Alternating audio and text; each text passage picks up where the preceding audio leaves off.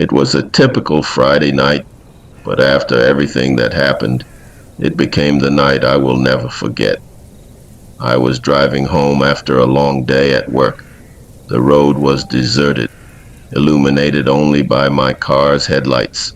The clock on the dashboard read nearly midnight, and I longed for the safety and comfort of my bed. The road wound through a rural area, flanked by tall trees and deep shadows. The car radio was off, and the silence was broken only by the constant hum of the engine and the hiss of the tires on the asphalt. Everything seemed normal until suddenly something caught my attention. Up ahead, at the side of the road, stood a figure. I slowed down, worried it might be someone needing help. As I got closer, I realized it was a woman. She was standing still, staring directly at the approaching car. Her eyes were black as night, and her pale face seemed to glow in the headlights. I pulled over and slowly got out, keeping some distance. "Are you okay?" I asked, my voice shakier than I wanted. She didn't respond. She just watched me with those empty eyes. The wind blew, and a chill ran down my spine. I decided to step closer, but the instant I took a step forward, she vanished. There was no sound, no movement, nothing. She simply disappeared, as if she had never been there. The cold shiver in my spine was immediate, and I felt paralyzed with fear. I quickly got back into the car, my heart pounding. I locked the doors and started driving again, trying to make sense of what had just happened. I was lost in my thoughts when suddenly I felt a chill at the back of my neck. I glanced in the rearview mirror and nearly lost control of the car. She was there, in the back seat, with those black eyes fixed on me. Panic overtook me. I accelerated like never before, trying to keep the car under control while my heart raced. The figure remained there motionless, watching me. I looked at the road, hoping to find some safe place, but we were in the middle of nowhere. Minutes dragged on like hours until I finally saw the city lights in the distance. I sped up even more, and when I entered the brightly lit streets, I looked in the rearview mirror again. She was gone. Panting, I parked in front of my house and ran inside, locking all the doors and windows. That night, I couldn't sleep. Every sound seemed amplified. Every shadow seemed to hide something. I spent hours sitting on the couch, clutching a pillow, waiting for the feeling of terror to subside. In the following days, I tried to find rational explanations for what happened. Maybe I was too tired. Maybe my mind was playing tricks on me. But every time I close my eyes, I see those black eyes watching me, and the fear returns with full force. After this experience, I avoid driving alone at night. Something on that road, that night, showed me there are things beyond our understanding, and the presence I encountered, or that encountered me, is something I prefer never to see again.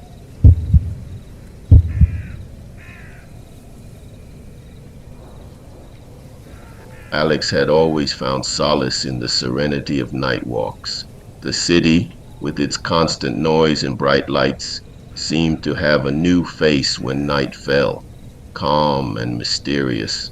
On that autumn night, shrouded in a dense fog that seemed to swallow everything around him, he decided to take a walk through the deserted streets near his home. The air was cold and damp, and the sound of his footsteps echoed eerily in the empty streets. At first, everything was calming, with the silence broken only by the rustling of dry leaves being swept by the wind. But soon, Alex began to sense something strange. A faint whispering voice, barely audible at first, began calling his name. "Alex, Alex." Alex looked around, trying to locate the source of the sound, but the fog made everything confusing and distorted. His eyes struggled to penetrate the thickness of the mist, but there was no one in sight. He initially thought it was just his imagination, but the voice persisted, growing more insistent and closer. "Alex." The feeling of discomfort quickly transformed into a palpable sense of fear.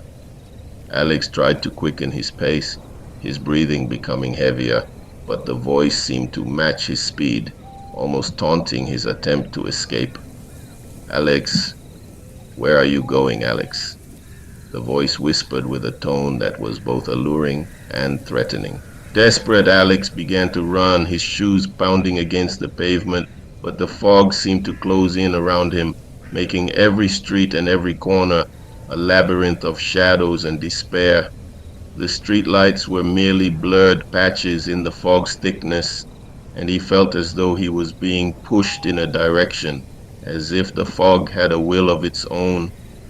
Alex's heart raced, and he could barely breathe. He turned a corner, hoping to find some kind of refuge or at least a way out, but the street seemed to stretch endlessly.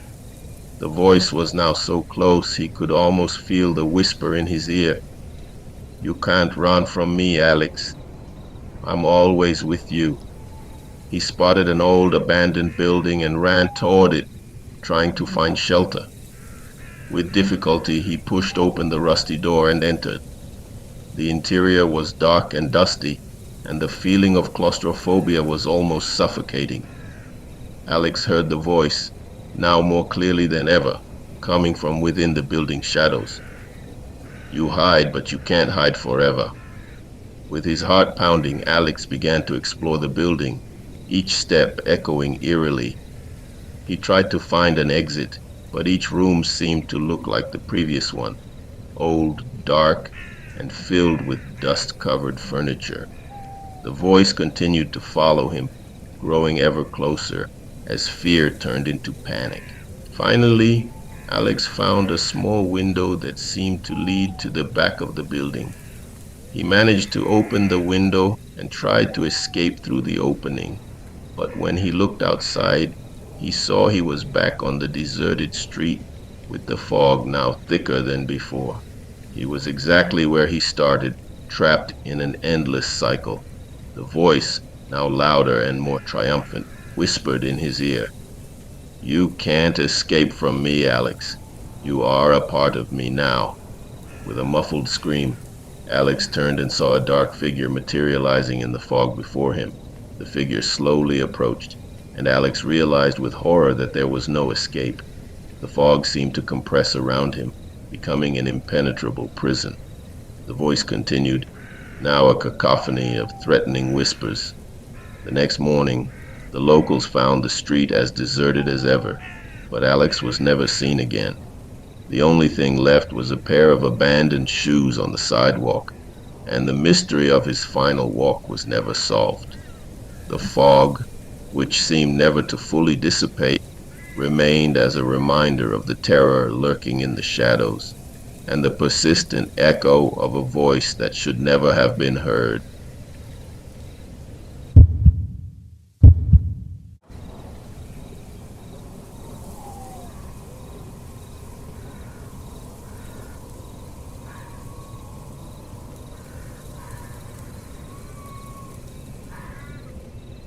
It had been a long day for Lucas, who was driving home from a business trip that seemed to stretch endlessly.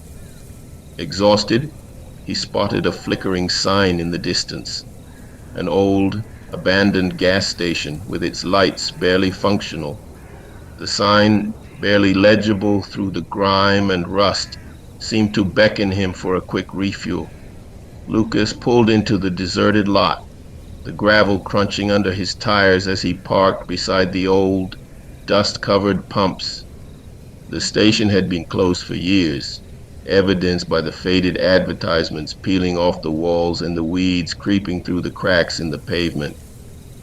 Despite the decrepit appearance, Lucas hoped to find a way to get some gas. As he approached the old pumps, Lucas noticed a solitary figure emerging from the shadows near the station's dilapidated building. The figure was dressed in a greasy mechanic's jumpsuit, his face obscured by a grimy cap. The stranger's presence was unsettling, his sudden appearance almost unnatural in the otherwise empty lot. "Need some help?" The stranger's voice was gruff but carried a peculiar undertone. Lucas, wary but desperate, nodded and explained that his tank was nearly empty. The man's eyes were hidden under the brim of his hat, making it difficult to gauge his expression. The stranger led Lucas to the back of the station, where a rusted-out fuel tank stood. Lucas noticed that the man's movements were oddly deliberate, almost too calm for someone working in such an abandoned place. As the stranger fiddled with the tank's ancient machinery, Lucas couldn't shake off a growing sense of dread.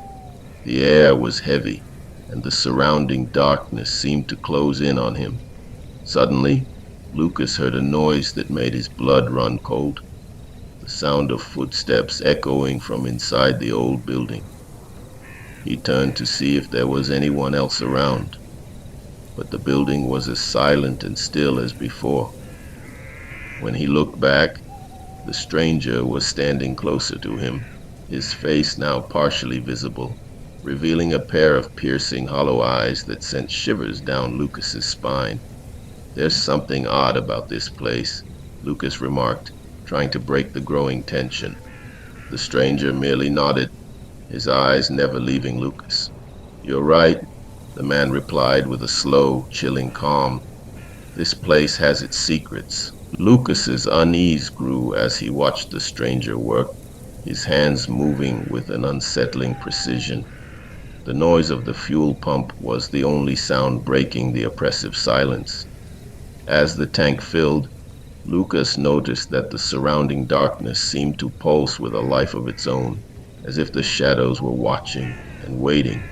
The stranger finally turned off the pump and handed Lucas a small, crumpled receipt. His fingers brushed against Lucas's hand, and a cold chill traveled up his arm. "Sometimes help comes with a price," the stranger said cryptically.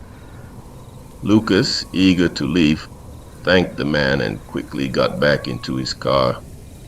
As he started driving away, he glanced in the rearview mirror, expecting to see the station fading into the distance. Instead, the stranger stood there, watching him leave, his gaze unwavering. Lucas tried to shake off the feeling of being watched, but couldn't shake the oppressive feeling that something was terribly wrong. The drive home seemed interminable, with the shadows of the night playing tricks on his mind. When Lucas finally arrived, he felt a strange compulsion to check the receipt the stranger had given him. As he unfolded it, he saw something that made his blood run cold. A single chilling message written in red ink. "You owe me more than you think." Over the next few days, Lucas experienced a series of inexplicable and terrifying events. Strange noises in the dead of night, objects moving on their own, and an overwhelming sense of being followed became part of his daily life. The sense of dread grew so intense that he started questioning his sanity. He visited the gas station the next day, hoping to find answers, but it was completely gone. The lot was empty, with no signs that a gas station had ever been there. Lucas's life spiraled into chaos as he became consumed by paranoia and fear.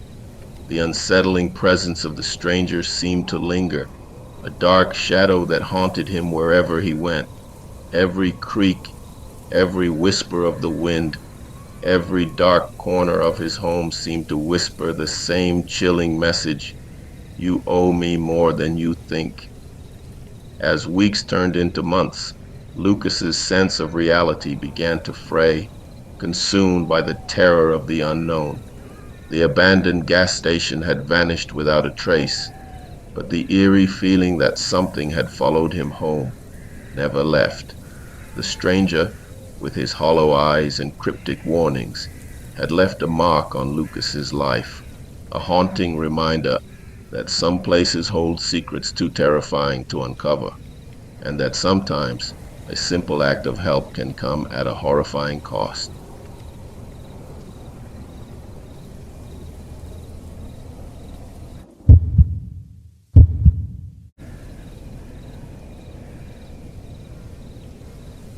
Lucas had always enjoyed the calm of a nighttime walk, finding solace in the quiet streets of his suburban neighborhood after a hectic day.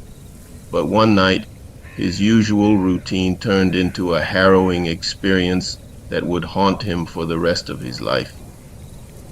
It was a crisp autumn evening, and a thin veil of fog had settled over the area, giving everything an ethereal, almost surreal quality. The streetlights cast long shadows, their light distorted by the fog, and the world seemed to be swallowed by an oppressive silence. Lucas decided to take his usual route, a peaceful walk through the park nearby. As he entered the park, the familiar sounds of rustling leaves and distant traffic began to fade away, replaced by an unsettling quiet. The fog thickened, wrapping around him like a cold, damp blanket. Lucas shrugged off the growing sense of unease, convincing himself it was just his imagination playing tricks on him. However, as he walked deeper into the park, the atmosphere grew increasingly oppressive. The trees loomed over him like dark sentinels, their branches twisting and turning in the fog.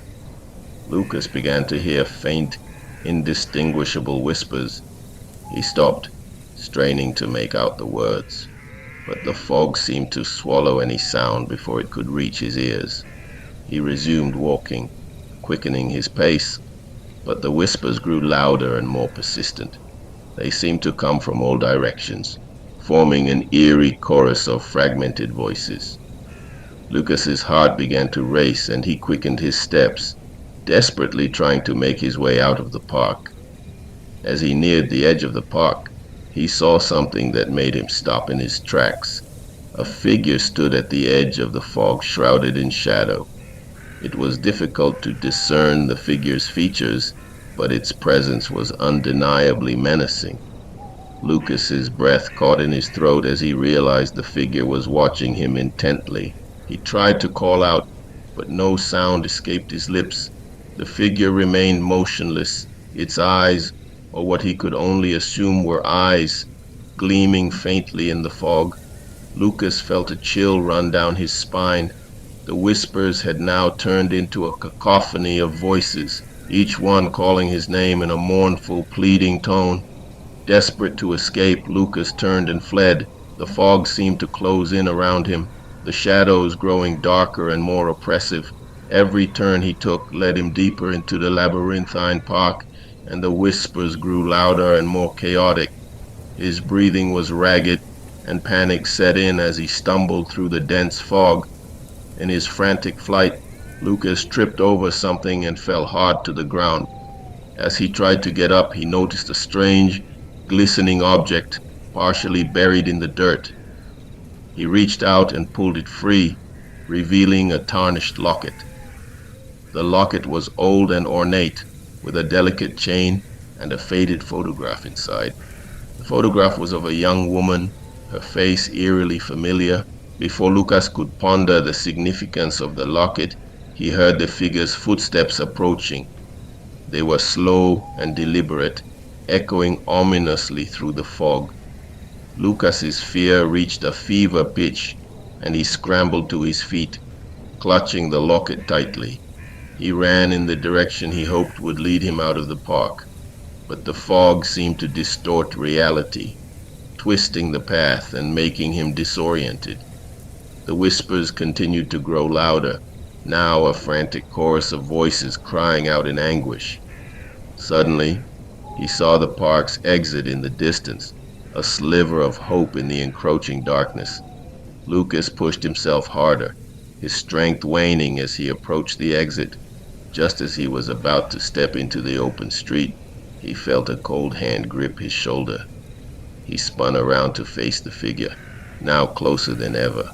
Its face was obscured, but the air around it was filled with a chilling presence. With a final burst of adrenaline, Lucas broke free from the figure's grasp and stumbled out of the park. He collapsed on the sidewalk, gasping for breath. When he looked back, the fog had begun to dissipate, and the park was once again just a park, quiet and unassuming. The figure was nowhere to be seen. Lucas tried to make sense of what had happened. The locket remained in his hand, its weight both comforting and unsettling. He went home, but the night's terror lingered. He couldn't shake the feeling that the figure was still out there, lurking in the fog, waiting. As the days passed, Lucas's sense of unease only grew. The locket seemed to be a cursed relic, bringing with it an unshakable sense of dread. He began to have vivid nightmares of the park and the figure, each dream more terrifying than the last. The whispers from that night seemed to follow him, echoing in his mind even in the quiet moments. One evening, while examining the locket more closely, Lucas noticed something he had missed before. The photograph inside was not just faded, but had begun to change. The woman's face was becoming more defined, and the eyes seemed to follow him wherever he went. In a final act of desperation, Lucas returned to the park, hoping to confront whatever had haunted him. But when he arrived, the park was empty and silent, devoid of any trace of the horrors he had experienced. It was as if the terror had never happened, leaving him with only the lingering fear and the cursed locket as evidence. Lucas's life continued, but the experience left a permanent mark. The park remained a place of dread in his memory, and the locket was a constant reminder of the night when reality had warped into a terrifying nightmare. The whispers and the figure became a part of his psyche, a chilling reminder of the darkness that can lurk in even the most familiar places. Alex realized with horror that there was no escape. The fog seemed to compress around him, becoming an impenetrable prison. The voice continued, now a cacophony of threatening whispers. The next morning, the locals found the street as deserted as ever, but Alex was never seen again. The only thing left was a pair of abandoned shoes on the sidewalk, and the mystery of his final walk was never solved. The fog, which seemed never to fully dissipate, remained as a reminder of the terror lurking in the shadows and the persistent echo of a voice that should never have been heard.